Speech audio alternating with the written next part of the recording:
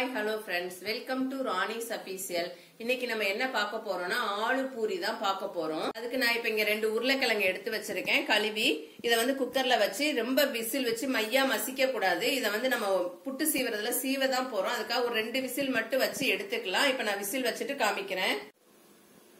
இப்ப ஆளு பூரிக்கு தேவையான இன்கிரிடியன்ட்ஸ் நான் இங்க எடுத்து வச்சிருக்கேன். வாங்க என்னென்னன்னு பார்க்கலாம். கோதுமை மாவு ஒரு 400 கிராம் எடுத்து வச்சிருக்கேன். நான் ஃபர்ஸ்ட் வேக வச்சோம்ல உருளைக்கிழங்கு அதை வந்து இந்த மாதிரி புட்டு மாதிரி சீவி எடுத்து வச்சிருக்கேன். இதனாலதான் இதை வந்து சீவதுக்காக தான் நம்ம வந்து அரை வேக்காட வேக வச்சு எடுத்துக்கணும்னு நான் சொன்னேன். அது போக கொஞ்சமா மஞ்சத்தூள், இது வந்து வெள்ளை எள்ளு எடுத்து வச்சிருக்கேன், சீரகம், தனி மிளகாத்தூள், கொத்தமல்லி தழை, அவ்வளவுதான். இப்ப அடுத்து என்ன பண்ணலாம்னு பார்க்கலாம். இப்ப வந்து மாவுல வந்து நம்ம எடுத்து வச்ச எல்லாத்தையும் மிக்ஸ் பண்ணிக்கலாம். மஞ்சத்தூள் கொஞ்சமா போட்டுக்கலாம், இது வந்து கலருக்காக தான். எள்ளு சேர்த்துக்கலாம், வெள்ளை எள்ளு. இது இந்த ஃபிளேவர் நல்லா இருக்கும். இதுல நம்ம வெள்ளை எள்ளு சேர்த்து சாப்பிடும் போது நல்லா இருக்கும் சப்பாத்திக்கு, பூரிக்கு.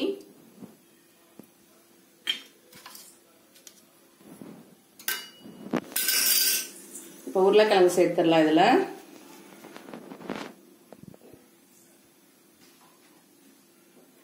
கொஞ்சமா தனி மிளகாத்தூள் சேர்த்துக்கலாம், கொத்தமல்லி இலையும் கொஞ்சமா, அவ்வளவுதான். இதுல உப்பு ஆட் பண்ணிக்கலாம். உப்பு ஆட் பண்ணிட்டு நல்லா கலந்து விட்டுக்கலாம். நம்ம பூரிக்கு தேவையான அளவு உப்பு சேர்த்துக்கலாம். இப்ப முதல்ல ஃபர்ஸ்ட் தண்ணி ஆட் பண்ண முன்னாடி இதை ஃபுல்லா வந்து நல்லா உருளைக்கிழங்கோட நல்லா மசிச்சு சேர்த்துருங்க. மாவை நல்லா கலந்து விட்டுருங்க ஒன்னா. நான் ஃபுல்லா கலந்துட்டு காமிக்கிறேன்.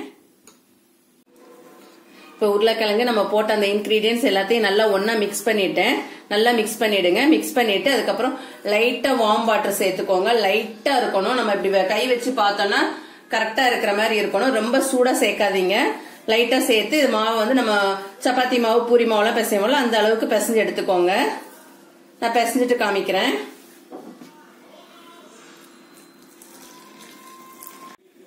அவ்வளவுதான். மாவு இந்த மாதிரி இந்த ஸ்டேஜ்ல நல்லா பிசைஞ்சு எடுத்து வச்சிருக்கேன். இதுல லைட்டா வந்து ஆயில் அப்ளை பண்ணிடலாம் மேல. இது வந்து காயாம இருக்கிறதுக்காக நம்ம அப்ளை பண்றது. அப்ளை பண்ணிட்டு மூடி போட்டு ஒரு 1/4 ஹவருக்கு மேல ஊறட்டும். அதுக்குள்ளே இதுக்கு தேவையான சைடிஷ் நம்ம ரெடி பண்ணிடலாம். இப்ப நம்ம வெங்காயம் தக்காளி வச்சு அதுக்கு ஒரு தக்காளி குருமா மாதிரி ஒண்ணு ரெடி பண்ண போறோம். இது வந்து சிக்கன் கிரேவி பிளேவர்லயே இருக்கும், நல்லா இருக்கும் சாப்பிடுறதுக்கு இந்த பூரிக்கு. நான் இப்ப ரெடி பண்றேன். வாங்க அதுக்கு என்னென்ன பொருள் எடுத்து வச்சிருக்கேன்னு காமிக்கிறேன். 2 வெங்காயம், பெரிய வெங்காயம் ரஃபா தான் கட் பண்ணி வச்சிருக்கேன். நீங்களும் இந்த மாதிரி கட் பண்ணிக்கோங்க.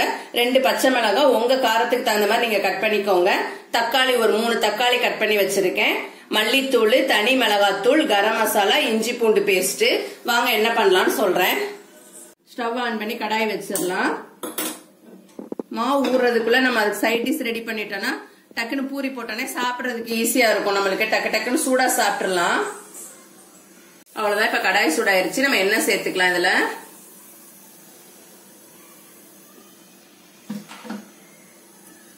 எண்ணெய் சூடாகட்டும்.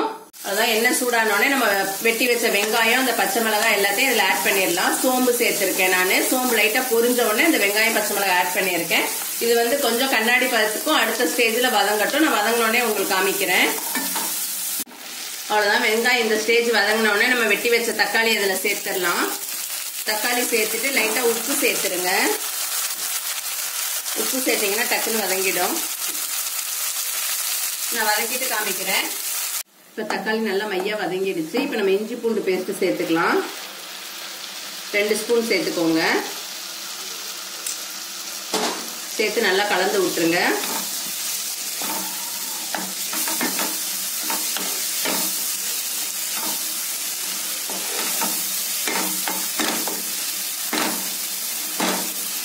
இப்ப காரம், தனி மிளகாத்தூள் சேர்த்துக்கலாம். காரத்துக்கு தகுந்த மாதிரி சேர்த்துக்கோங்க. உங்களுக்கு எவ்வளவு காரம் தேவையோ அவ்வளவு சேர்த்துக்கோங்க, பார்த்து சேர்த்துக்கோங்க. மல்லித்தூள் சேர்த்துக்கோங்க. மல்லித்தூள் 1/4 ஸ்பூன் சேர்த்துக்கோங்க. கரம் மசாலா சேர்த்துக்கோங்க. கரம் மசாலையும் காரம் இருக்கும், அதனால பார்த்து ஆட் பண்ணிக்கோங்க. அவ்வளவுதான். இது எல்லாத்தையும் ஒண்ணா நல்லா மிக்ஸ் பண்ணுங்க. நல்லா கலந்து வரணும். அந்த ஸ்மெல் எல்லாமே பச்சை வாசனை ஃபுல்லா போற அளவுக்கு நல்லா வதக்கணும். இத நான் ஃபுல்லா வதக்கிட்டு காமிக்கிறேன்.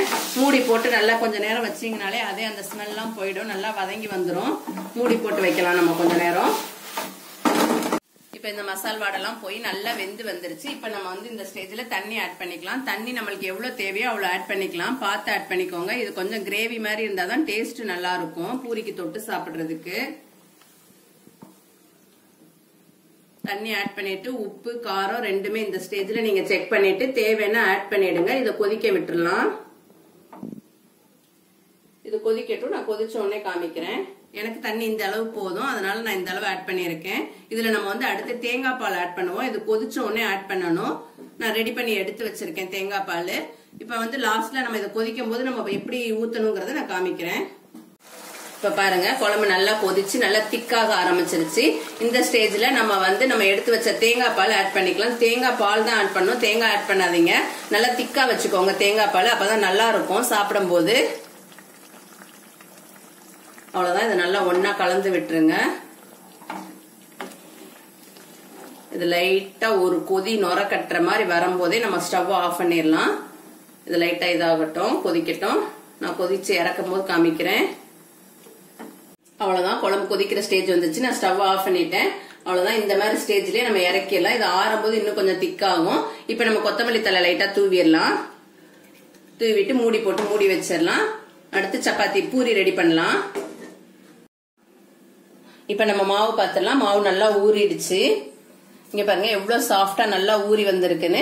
இதை வந்து நம்ம குட்டி குட்டி பால்ஸா உருட்டி நம்ம பூரி தேய்ப்போம்ல அந்த மாதிரி தேய்ச்சி எடுத்துக்கலாம். மாவு தொட்டு நான் தேய்ச்சி போடும் போது காமிக்கிறேன்.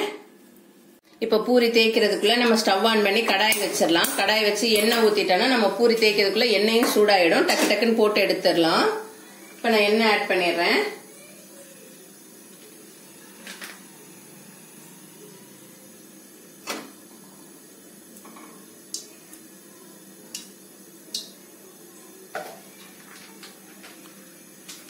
எண்ணெய் சூடாகட்டும். அதுக்குள்ளே நம்ம பூரி தேய்ச்சி எடுத்துட்டு வந்துடலாம். அவ்வளவுதான். எண்ணெய் சூடாயிருச்சு. இப்ப நம்ம செஞ்சு வச்ச பூரியை இதுல சேர்த்துடலாம். ஆயில்ல பார்த்து சேர்த்து இது பண்ணுங்க.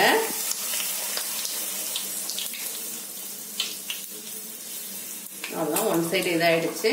இதை அப்படி நம்ம திருப்பிக்கலாம். அவ்வளவுதாங்க. இதே மாதிரி எல்லா பூரியும் போட்டு எடுக்க வேண்டியதுதான்.